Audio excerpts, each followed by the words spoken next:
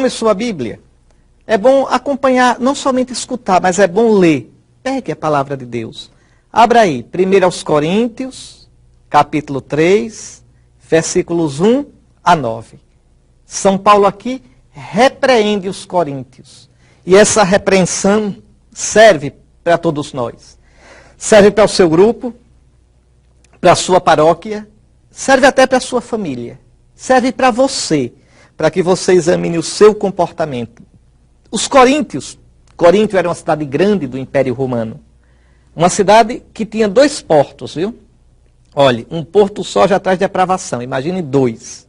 Pois bem, Corinto era uma cidade grande, cosmopolita, mas particularmente depravada. E os cristãos de Corinto tinham o costume, primeiro, de tender para a depravação. São Paulo tem que estar no pé deles. E, além do mais, gostavam de fazer partidos, eram divididos demais, desunidos demais. Uma igreja pequena, porque os primeiros cristãos eram poucos, mas vejam, já aí a divisão. Já aí, muitas vezes, a falta de um modo fiel de ver as coisas. Olha o que Paulo diz. Irmãos, não vos pude falar como a pessoas espirituais. Tive de vos falar como a pessoas carnais, como a crianças na vida em Cristo.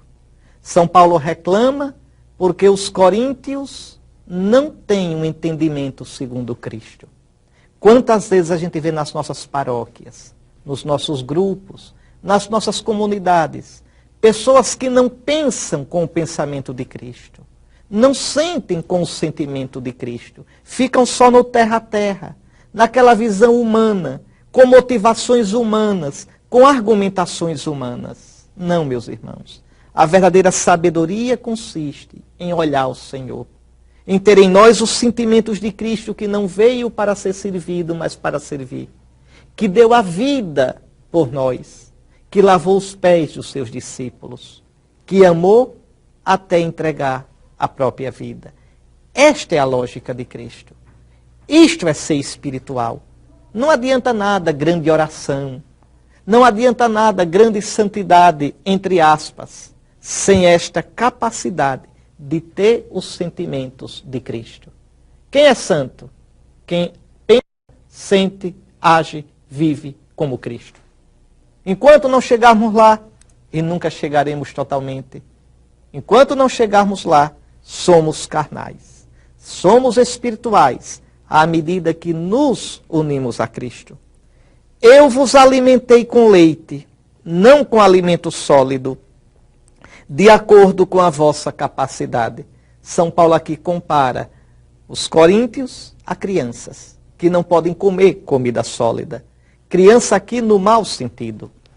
Na Bíblia, criança pode ser usada no sentido positivo, a humildade da criança, o abandono, a confiança que a criança tem em relação ao pai, e Jesus elogia.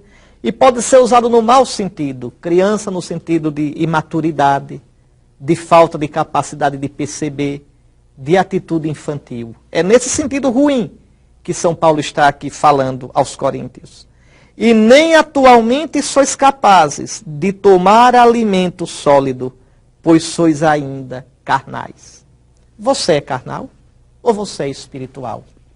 O seu modo de ver é o seu, do seu temperamento, é o do mundo, ou é o modo de Cristo? O seu modo de sentir, de viver, de julgar, de analisar as coisas, de reagir às coisas, de conviver com as pessoas, é segundo Cristo ou segundo o seu temperamento, segundo o mundo? Ah, mas eu sou assim, eu nasci assim. Nasceu pecador. E vamos saindo do pecado e vamos nos deixando transfigurar pelo Espírito de Cristo, para termos os sentimentos e as atitudes do Cristo Jesus. Este é o caminho. E por isso a repreensão de São Paulo. Olhe, as rivalidades e contendas que existem no meio de vós, acaso não mostram que sois carnais e que procedeis de modo humano apenas? Como é na sua paróquia, hein? Como é no seu grupo, na sua comunidade? Para não ficar muito longe, como é na sua família? A sua relação de marido e mulher, de pais e filhos, relação de irmãos. Como é? Como é no seu trabalho? Como é na sua vida social? É uma luta. A gente sair de uma atitude meramente carnal, de uma visão que é meramente nossa, para uma atitude segundo Cristo. Olhe mais. Quando um declara, eu sou de Paulo, e outro, eu sou de Apolo, não estás apenas no nível humano? Pois que é Apolo? Que é Paulo? Não passam de servos pelos quais chegastes à fé. Está aí em Corinto. Os coríntios gostavam de partido. Os coríntios adoravam se juntar em grupo, uns contra os outros. Eu sou desse, eu sou daquele. Não. Na igreja só tem um astro, Cristo. Não é padre fulano, não é bispo fulano, é Cristo o único astro.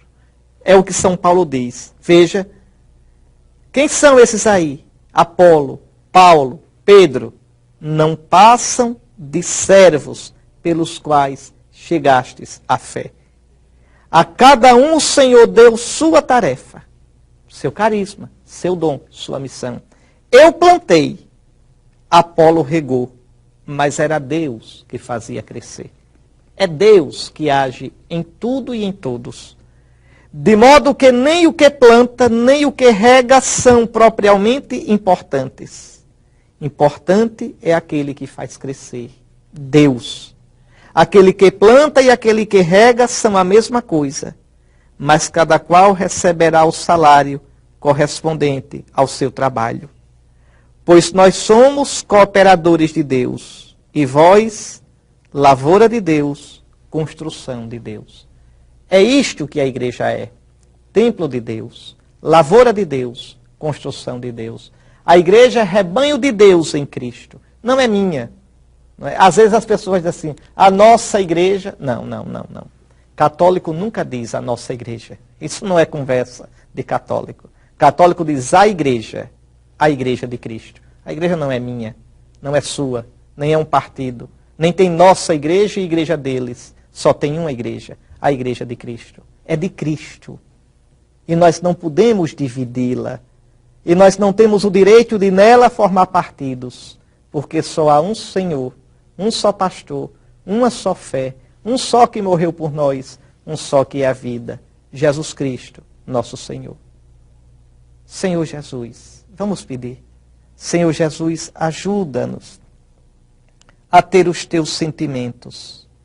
Ajuda-nos a crescer, a sermos homens novos, mulheres novas, crescendo em direção a Ti, tendo o Teu modo de ver, o Teu modo de sentir, o Teu modo de agir, de falar e de viver, para que sejamos adultos em Ti, plenos, centrados, livres e libertadores. E assim possamos, na nossa vida, ser o bom odor Teu, ó Jesus. O bom odor Teu no meio do mundo. A Ti a glória, com o Pai e o Espírito Santo, pelos séculos dos séculos. Amém. E a você, abençoe o Deus Todo-Poderoso, Pai, Filho e Espírito Santo. Amém.